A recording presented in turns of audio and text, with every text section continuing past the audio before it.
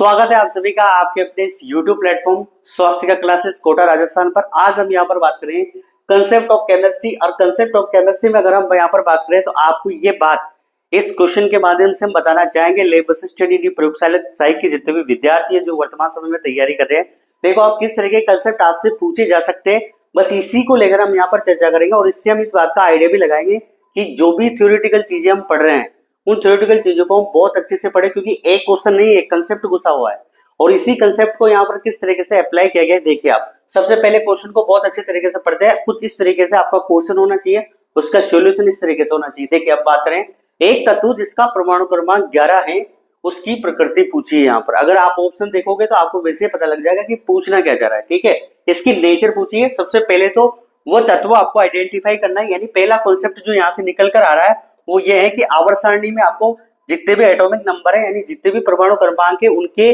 तत्व के नाम याद होने चाहिए। ठीक है, अगर हम परमाणु क्रमांक की बात करेंगे यहाँ पर 11 की, तो ये जो है ना आवर्त सारणी के अंदर, किसके अंदर, आवर्त सारणी के अंदर। और आवर्त सारणी के अंदर जो परमाणु क्रमांक 11 है वो किसका है यहाँ पर, तो वो होगा हमारा सोडियम का। किसका होगा, सोडियम का। पहली बात तो ये यहाँ से ये निकल के आई।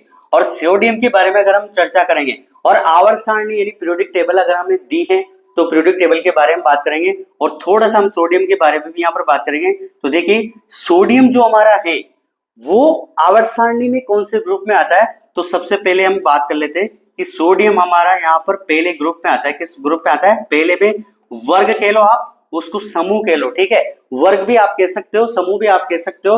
तो पहला जो हमारा फर्स्ट ग्रुप है उसकी हम यहाँ पर बात कर लेते हैं। पहले वर्ग या फिर मैं लिख देता हूं पहले समूह में कौन आता है, यहाँ पर सोडियम आता है। और आपको पता है कि आवर्त सारणी के अंदर यानी पीरियोडिक टेबल के अंदर अगर आप देखोगे तो यहाँ पर आवर्त सारणी यानी सोडियम जो पहले ग्रुप में आता है उस पहले ग्रुप का नाम क्या है। तो दूसरी चीज यहाँ पर ये भी हम देख लेते हैं कि पहले ग्रुप को हम क्या बोलते हैं, क्षार धातु। क्या बोलते हैं इसको, हम पहले ग्रुप को बोलते हैं क्षारीय धातु। ठीक है, क्या बोलते हैं इसको, क्षारीय धातु या क्षार धातु बोलते हैं। ठीक है, दूसरी बात अगर हम कहें तो आपसे क्वेश्चन किसी भी फॉर्मेट से पूछा जा सकता था।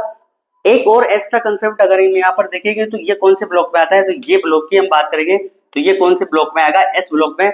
और एस और पी ब्लॉक हमारे सिलेबस में, ध्यान रखें कि लैब असिस्टेंट यानी प्रयोगशाला सहायक की जो वैकेंसी उसमें हमारे को जो केमिस्ट्री का जो पार्ट है इनऑर्गेनिक केमिस्ट्री का उसमें हमें एस ब्लॉक दे रखा है। तो आप इसको देख भी सकते हो कि ये क्वेश्चन कहीं ना कहीं एस ब्लॉक से बना है।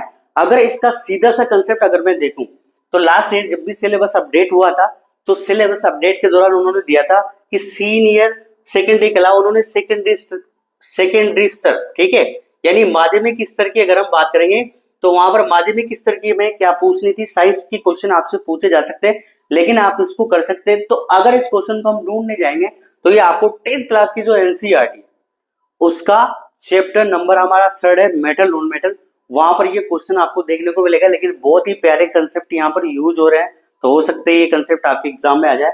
आवर्त सारणी यानी पीरियोडिक टेबल की बात करेंगे तो सोडियम का परमाणु क्रमांक कितना होता है, 11। एस किस ब्लॉक का तत्व है, तो ये एक इन्फॉर्मेशन है यहाँ पर किस ब्लॉक का है, एस ब्लॉक का। ग्रुप की बात करेंगे तो पहला ग्रुप आप उसको समूह भी बोल सकते हैं, वर्ग भी बोल सकते हैं, और उसको हम क्या कहते हैं, क्षार धातु। चलिए आगे हम देखते हैं, इसकी प्रकृति पूछी है लेकिन इसकी प्रकृति नहीं पूछ के वहां पर क्या देखिए, ऑक्साइड की प्रकृति पूछी है। ठीक है, किसकी प्रकृति, ऑक्साइड की। तो सबसे पहले अगर ऑक्साइड की प्रकृति की बात अब करेंगे तो यहाँ पर मेटल यानी मेटल जो ऑक्सीजन से क्रिया करने के बाद क्या बनाते हैं, मेटल ऑक्साइड। अब हमें परमाणु क्रमांक क्या पूछा है, 11।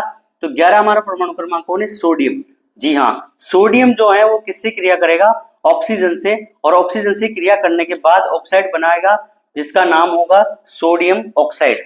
इसको हम क्या कहेंगे, सोडियम ऑक्साइड। अब आप यहाँ पर अगर कहेंगे डायरेक्ट इसका आंसर अगर हम देंगे तो डायरेक्ट आंसर हो गया कि ये जो होता है वो कैसा होता है, क्षारीय प्रकृति का होता है। किस प्रकृति का होता है, क्षारीय प्रकृति का।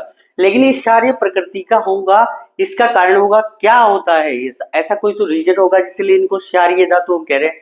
तो देखिए आप वर्ग फर्स्ट की अगर हम बात करें तो यहाँ पर सोडियम और पोटेशियम दो ऐसे मेटल्स हैं जिनके ऑक्साइड, ध्यान से सुने आप, सोडियम और एक बोला मैंने पोटेशियम, दोनों के ऑक्साइड यहां पर किससे क्रिया करेंगे, जल से, और फिर क्या बनाते हैं, हाइड्रोक्साइड। चलो देखिए आप, अगर हम यहां पर बात करेंगे, बहुत ही अच्छा कॉन्सेप्ट है, किसकी बात करेंगे, ऑक्साइड की। और किस ऑक्साइड की, सोडियम ऑक्साइड की। क्योंकि क्वेश्चन जो है कुछ इस तरीके से, एक तत्व जिसका परमाणु क्रमांक कितना है, 11, और 11 जो आवर्त सारणी में उसको क्या कहते हैं, सोडियम, उसकी ऑक्साइड प्रकृति, यानी सोडियम ऑक्साइड जो है उसकी हमें प्रकृति पहचाननी थी, उसकी नेचर आइडेंटिफाई करनी थी। चलो देखो आप, सोडियम हाइड्रोक्साइड जो यहाँ पर Na2O दे रखा है आपको, सोडियम हाइड्रोक्साइड माफी चाहते हैं सोडियम ऑक्साइड, ठीक है। इसकी क्रिया किससे करवाएंगे हम, जैसे जल से करवाते हैं, तो जल से करवाने के बाद ये यहाँ पर बनता है सोडियम हाइड्रोक्साइड। क्या बनता है यहाँ पर, सोडियम हाइड्रोक्साइड बनेगा।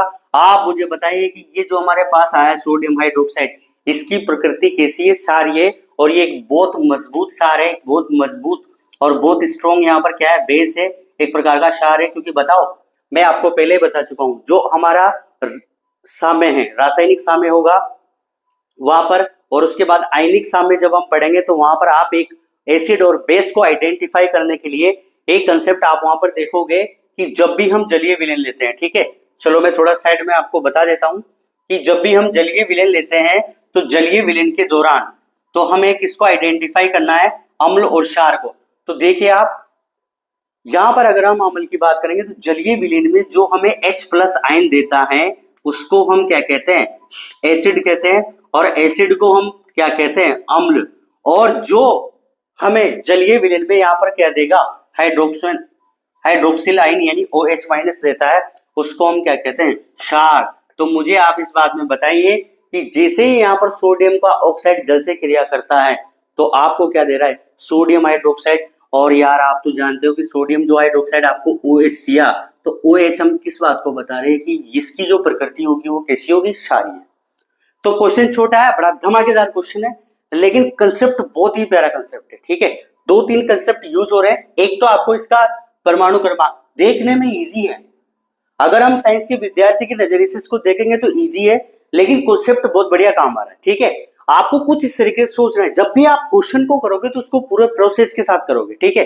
लेकिन ये प्रोसेस हमें फाइनल जो आपका एग्जाम होगा लैब असिस्टेंट का, वहां पर नहीं करना। ये जब भी आप क्वेश्चन को कर रहे हो ना, जब भी आप क्वेश्चन को अटेम्प्ट कर रहे हो, जब भी आप मॉडल पेपर कर रहे हो, जब भी आप उस एग्जाम पैटर्न की जब भी क्वेश्चन कर रहे हो, तब ये आपको थोड़ा सा अप्लाई करना है, क्योंकि एक्स्ट्रा जो पॉइंट मैंने लिखे ना, ये आपकी नॉलेज को इंक्रीज करेंगे। और जैसे आपकी नॉलेज इंक्रीज होगी किसी भी सब्जेक्ट को, किसी भी कंसेप्ट को लेके, तो पक्का डेफिनेटली आप उस क्वेश्चन को 100% करके आओगे, ठीक है। ऐसे ऑप्शन देखते ही वो टिक कर लोगे आप और आपका राइट आंसर हो जाएगा। तो ये कंसेप्ट बहुत प्यारा था, आवर्त सारणी का था, ब्लॉक से रिलेटेड भी था, ऑक्साइड से रिलेटेड भी था, आगे की जो क्रिया है वो भी थी।